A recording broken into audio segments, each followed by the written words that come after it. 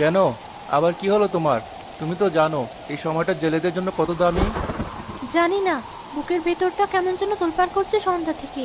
বাতাসের আওয়াজটা শুনেছো? মনে হচ্ছে কেউ কান্না করছে। আমার কথা শোনো, কাল যেও না।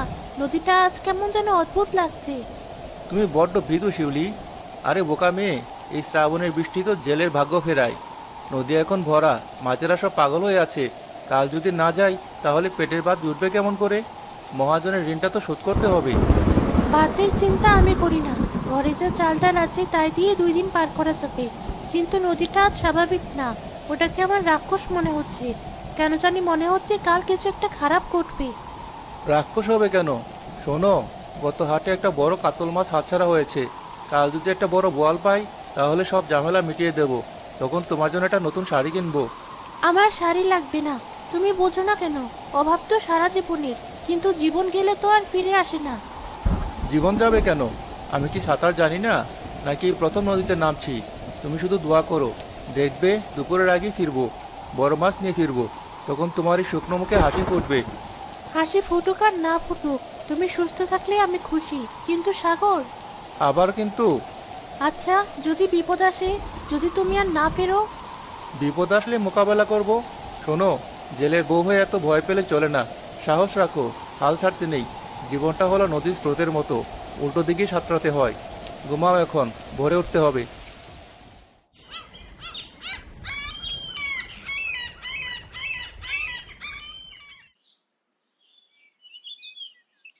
পান্তা ভাতটুকু খেয়ে যাও। খালি পেটে নদীতে নামলে শরীর দুর্বল লাগবে। খাওয়ার সময় নেই শিউলি, ভাটা পড়ে গেলে আর মাছ পাওয়া যাবে না। তুমি রেখে দাও, আমি এসে খাবো। এক লোকমা খাও, আমার অনুরোধ। তুমি না খেয়ে গেলে আমার গলায় খাবার নামবে না। আহারে, তুমি পারো বটে। দাও দাও, তাড়াতাড়ি দাও, দেরি হয়ে যাচ্ছে। সাবধানে যেও, বেশি গভীর পানিতে যেও না। দেখো আকাশটা কেমন কালো হয়ে আছে। মেঘ ডাকলে পাড়ে চলে আসবে, লুপ করবে না। ঠিক আছে ঠিক আছে, তুমি শুধু শুধু চিন্তা করো।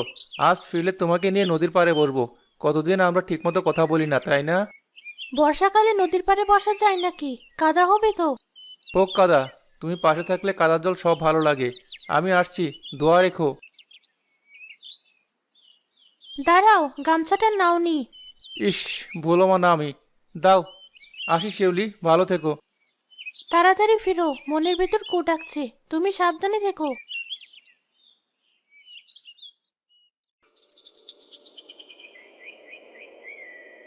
উফ, কাদা আর কাদা। আজ মনে হয় কপাল ভালো না। জালে তো তেমন কিছু উঠলো না। আর একটু সামনে এগিয়ে দেখি, ওই বড় গাছগুলোর ওখানে পানি জমে আছে। ওখানে বড় মাছ থাকতে পারে।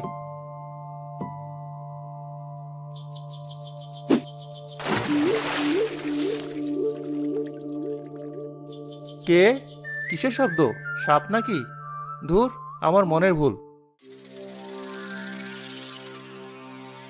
হঠাৎ শিউলি ঘর থেকে সাগরের আর্তনাদ শুনতে পায়। শিউলি, মরে গেলাম। কে ডাকলো? সাগরের গলা না? মনটা এমন করছে কেন? যাই তো, একটু এগিয়ে দেখি। বিষ! কি জ্বালা! শরীরটা এমন অবশ লাগছে কেন? কেউ আছো? বাঁচাও! মতিন ভাই, সুরুজ ভাই, এ কোথায় আছো? তুমি এখানে পড়ে আছো কেন? কি হয়েছে? কথা বলো না কেন? মুখ দিয়ে ফেনা বের হচ্ছে কেন? সাপ! শিউলি, কাল সাপ আমার পায়ে। পায়ে তো রক্ত। মতিন ভাই, বাঁচান। সাগরকে সাপে কেটেছে। কে কোথায় আছেন? ডাক্তার ডাকুন। কি হয়েছে? চিৎকার করছিস কেন? আরে সর্বনাশ! এত বিষাক্ত সাপের কামড়! সাগর, ও সাগর! মতিন ভাই, আমার দম বন্ধ হয়ে আসছে। শিউলি কোথায়? আমি আছি, তুমি চোখ বন্ধ করো না। তোমার কিচ্ছু হবে না, আমি বাঁধন দিচ্ছি। আর সময় নেই, বিষ মাথায় উঠে গেছে। শোনো। না, ওসব কথা বলো না। তুমি বাঁচবে, আমি তোমাকে মরতে দেব না। হাল ছাড়বে না শিউলি, তুমি হাল ছাড়বে না। কথা দাও। আমি কথা দিলাম, কিন্তু তুমিও কথা দাও তুমি যাবে না। চোখ খোলো। সাগর, কথা বলো। শুনুন আপনারা, গ্রামের নিয়ম তো সবাই জানেন। আমাদের গ্রামে সাপে কাটা লাশ পোড়াও যায় না, কবরও দেওয়া যায় না। এটা যেহেতু সাপে কাটা অপমৃত্যু, একে বাসিয়ে দিতে হবে। আপনারা এসব কি বলছেন মাতব্বর চাচা? ও আমার স্বামী, ওকে আমি শেষবারের মতো একটু মাটিও দিতে পারবো না? আরে মেয়ে, বোঝো না কেন? সাপে কাটা লাশ মাটি দিলে গ্রামের অমঙ্গল হয়, মহামারী লাগে। তুমি কি পুরো গ্রাম ধ্বংস করতে চাও? ঠিকই তো, পুরনো নিয়ম ভাঙলে বিপদ আসবে। লাশ কলার ভেলায় বসাতে হবে, এটাই বিধান। কোন বিধান? কোথায় লেখা আছে যে মরা মানুষকে কলার বেলায় বাসাতে হয়? আপনারা আমাকে বোঝান। আমার সাগর কি কোনো পাপ করেছে? সে তো দিনরাত পরিশ্রম করতো। বেশি কথা বলো না শিউলি, এখন তোমার মাথা ঠিক নেই। গ্রামের মঙ্গলের জন্য এই সিদ্ধান্ত। ছেলেরা, তোমরা কলা গাছ কাটতে যাও, ভেলা বানাও। না, আমি এটা হতে দেব না। পানির নিচে ওকে একা ভাসিয়ে দেবেন? ওর আত্মা শান্তি পাবে না। দোহাই লাগে চাচা, ওকে মাটি দিন। আপনারা তো নিষ্ঠুর হবেন না। তোমার জন্যই তো ছেলেটা মরলো। তুমি তো অলক্ষণে সকালে বাধা দাওনি কেন? তোমার কপাল খারাপ। আমি বাধা দিয়েছিলাম, কিন্তু পেটের দায় এসে গেল। এখন দোষ আমার। আমারই সব গেল, আর আপনারা আমাকেই দোষ দিচ্ছেন। আর তর্ক করো না, লাশ তোলো ভেলায়। শিউলি, শেষ দেখা দেখে নাও, আর পাবে না।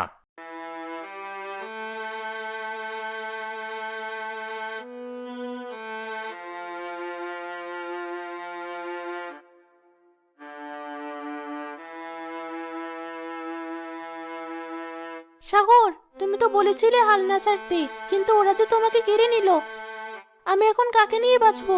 এই নদী তোমাকে কেড়ে নিল, আবার এই নদীতেই তোমাকে ভাসিয়ে দিল।